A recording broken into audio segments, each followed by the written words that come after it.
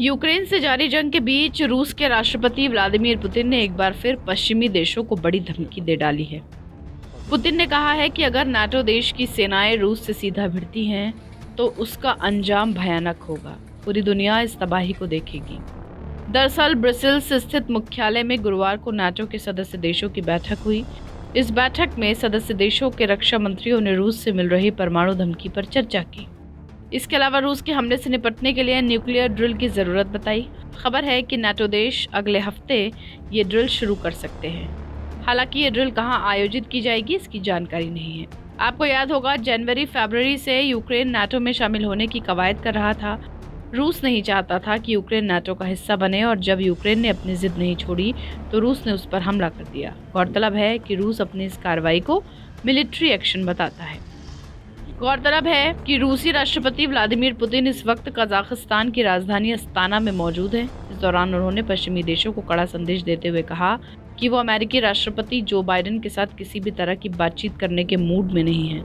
इसके अलावा उन्होंने अगले महीने इंडोनेशिया में प्रस्तावित G20 की बैठक में शामिल होने के बारे में कोई फैसला नहीं लिया है।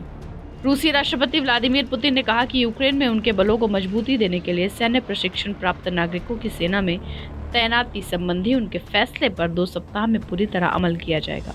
आपको याद होगा पुतिन ने पिछले महीने एक आदेश जारी कर 3 लाख सैन्य प्रशिक्षण प्राप्त सैनिकों को सेना में भर्ती करने का ऐलान किया था। पुतिन के इस फैसले के खिलाफ रूस के लोगों ने प्रदर्शन किया था। कई लोगों ने तो देश भी छोड़ दिया। हालांकि पुतिन के इस आदेश पर अमल शुरू हो चुका है। करीब 33,000 ट्रेन लोगों को सैन्य इकाइयों में शामिल किया जा चुका है, जबकि करीब 16,000 यूक्रेन में जारी सैन्य अभियान का हिस्सा बन चुके हैं।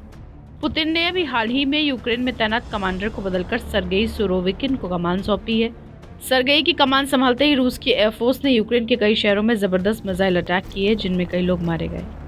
यूक्रेन के राष्ट्रपति जेलेंस्की ने रूस के इस हमले की निंदा करते हुए पुतिन को खून का प्यासा और रूस को आतंकी देश तक कह डाला। यूक्रेन पर हुए मिसाइल हमले को क्रीमिया ब्रिज पर हुए धमाके से जोड़कर देखा गया। हालांकि हकीकत तो यही है कि पुतिन अभी तक इस जंग को जितना आसान समझते थे, ये उतनी निकली नहीं।